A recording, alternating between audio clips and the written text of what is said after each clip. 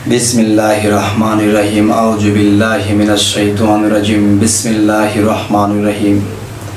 हे जगतবাসী, আমি আজকে আপনাদের সামনে একটি আলোচনা নিয়ে আসলাম। সেই আলোচনাটি হলো যে এই পৃথিবীতে মানুষ কখনো কখনো আল্লাহকেও এটা সেটা বলে বসে যে আল্লাহ আমাকে দেখলো না, আমার এই বিপদ, আমার সেই বিপদ, আল্লাহ আমাকে দেখলো না। তাহলে এই যে কথাটা বলা হয়, তো আবারও একটা কথা বলা হয় যে আল্লাহ যা করেন তা ভালোর জন্যই করেন, আল্লাহ সবসময় বান্দার মঙ্গলের জন্যই করেন।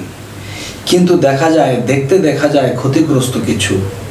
কিন্তু বাবা, আসলে ক্ষতিগ্রস্ত নয়, এখানে বোঝার বিষয়। যেমন একজন কামেল গুরুর কাছে একজন ভক্ত গিয়ে বলতেছে যে হুজুর, যে হে বাবাজি, আপনার কাছে আমি একটা কথা বলতে আসছি, যদি অভয় দেন আমি বলবো। তখন তিনি বললেন, ঠিক আছে বাবা, তাহলে বলো। তখন ভক্তটি বলতে লাগলো যে আমি সামনে একটা কাজ ধরেছি, এই কাজটা হবে হয় না, এই কাজটা হবে হয় না, সবসময় এই কাজের জন্য দরজাগুলো বন্ধ হয়ে থাকে, আমি কাজে নেমে সাকসেস করতে পারতেছি না। তখন তিনি বললেন, হ্যাঁ বাবা বলুন, আমি কি করতে পারি? তখন বলল যে বাবাজি, আমার জন্য আপনি একটু দোয়া করবেন যেন আমার এই কাজটা হয়ে যায়। ঠিক আছে বাবা। তখন দোয়া নিয়ে যাওয়ার পরে একদিন পার না হইতে এমন কিছু বিপদ আসতে শুরু করেছে যে মনে হয় এই বিপদের চাপাকলে পড়ে সে মনে হয় সমস্ত কিছুই হারাবে, তার জানও হারাবে, এমন একটা অবস্থানে সে দাঁড়াইছে। তখন এই অবস্থা দেখে তখন দৌড়ে আসছে যে হে বাবাজি, আপনার কাছে আমি দোয়া চেয়েছিলাম, দোয়া চেয়ে গেলাম, এতদিন তো এমনি ভালো ছিলাম, তো আবার কেন এরকম বিপদ দেখা দিল? আবার যেমন বিপদ আসছে, এতে আমার আয় উন্নতি তো দূরের কথা, আমার সেই কাজটি হবে দূরকে দেখানো, আমার জান বাঁচা নেই, মুশকিল। তখন গুরুজি বলল যে বাবারে, তোমার কি কখনো জ্বর এসেছে? হ্যাঁ আসছে।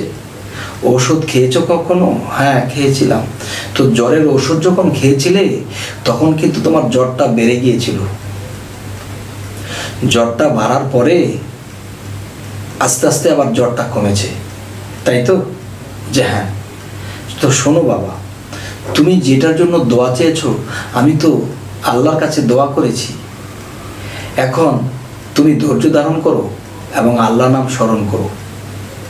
যেহেতু তোমার বিপদ এসেছে, একটা ঝড় যেহেতু আসছে, তো তোমার যে কয়েকটা কপাট ছিল, দরজা বন্ধ ছিল, এই ঝড়ে সেই দরজা কপাটগুলো খুলে যাবে। এই সময়টুকু তুমি ধৈর্য ধারণ করো আর আল্লাহর নাম নেও। তখন তিনি চলে গেলেন। যাওয়ার পরে খুব ভয়ে খিচ মেরে আছে, হায় হায় কি হবে আমার, হে আল্লাহ তুমি রক্ষা করো। তখন দেখা যায় সে তার লস হয়ে গেল, তার বিপদ হয়ে গেল। এতদিন তার পাশে কেউ দাঁড়ায়নি, এমন কেউ এসেছে, আরে লোকটা এত বিপদগ্রস্ত, আচ্ছা তুমি এই যে বিপদটা তোমার হইল, তখন দেখা যায় যে কিছু ধনী লোকেরা তার পাশে দাঁড়ায় গেল, বললো যে ঠিক আছে তুমি এটা করো, তোমার যখন বিপদ হয়ে গেছে, সমস্যা হয়ে গেছে। কিন্তু দেখেন এই লোকগুলা তাকে কখনো এরকম বলে নাই, আর তাদের কাছে যখন সাহায্যের জন্য গিয়েছিল তাকে গুরুত্ব দেয়নি। কিন্তু আজকে তাদের ভিতরে একটা গুরুত্ব চলে আসছে যে তোমার এই কাজটা অল্পের জন্য হচ্ছে না, যাও আমি তোমাকে হেল্প করছি, নাও তুমি আমার কাছ থেকে এই সহযোগিতাটা নাও। তখন দেখা যায় পাটাপাট কয়েকটা দরজা যে বন্ধ ছিল এগুলা খুলে গেল। কিন্তু দেখা যায় কিছু বিপদ পৃথিবীতে বেঁচে থাকতে গেলে কিছু বিপদকে আসতে দিতে হয়, যে একটা বিপদ আমার সামনে সুপথটা খুলে যায়, সামনে যদি কোনো দরজা বন্ধ থাকে, আমার ইনকাম বা অর্থনীতিকের বা ব্যবসা বাণিজ্যের কোনো দরজা বন্ধ থাকে, তো কিছু বিপদ যখন আসে আর সেটা যখন ধৈর্য ধরা হয়, দেখা যায় যে সেই দরজাগুলো খুলে যায়। তো আমি বলবো যে আজকের এই আলোচনাটা যে জিনিসটা বোঝাইতে চাইলাম, এই আলোচনাটা বোঝার জন্য বলেছি এই জিনিসটাই, যে মানুষ কখনো আল্লাহকে গালাগাল দেয় যে আল্লাহ আমারে চাইলো না, আল্লাহ আমারে রক্ষা করলো না, আল্লাহ আমাকে দেখলো না। না বাবা, অবশ্যই তুমি আল্লাহর কাছে মোনাজাত করেছো, আল্লাহর কাছে চেয়েছো, কিন্তু দেখা যায় আল্লাহ তোমার দোয়াটা যখন কবুল করেছে তখনই বিপদ আসতে শুরু করেছে। আর বিপদ যেহেতু আসতে শুরু করেছে, তাহলে মনে করো সামনে তোমার সুপথটা খুলে যাবে। তাই আল্লাহ কোরআনে বারবার বলেছে যে তোমরা ধৈর্যশীল হও, তোমরা ধৈর্যশীল হও, আমি ধৈর্যশীলের সাথে আছি। হে মানুষ, কেন এমন কেন?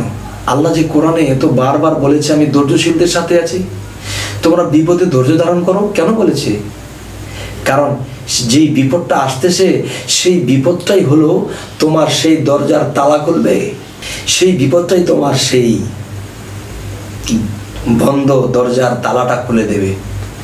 তাই কোরআনে বারবার বলেছে তোমরা ধৈর্যশীল হও এবং ধৈর্যশীলের সাথে আমি আছি। তাই ছোট ভিডিওগুলো করি, ছোট ভিডিওগুলো সবাই দেখে একটু সুবিধা হয়।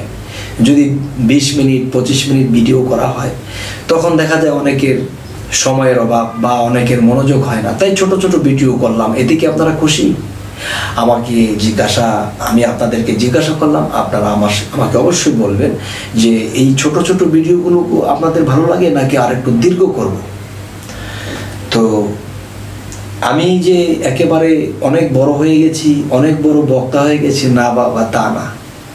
আমি সকলের কাছে দোয়া চাই, আল্লাহ যেন আমার মুখে দিয়ে সঠিক কথাগুলো বলায়, যে কথাগুলো বললে মানুষের হৃদয় নরম হয়, মানুষের জ্ঞান হয়, মানুষ যেন দিন দিন আল্লাহর দিকে অগ্রসর হয়, তবেই আমি সার্থক হব, আমার জীবন ধন্য হবে। তো আজ আরেকটি কথা হলো, আমাদের এই চ্যানেলের কথা যদি আপনাদের ভালো লাগে, আমাদের আরও 200 থেকে 250 ভিডিও আছে, আপনাদের সামনে পৌঁছে যাবে, আপনারা সাবস্ক্রাইব করুন। তো সকলেই ভালো থাকবেন। আল্লাহ হাফিজ।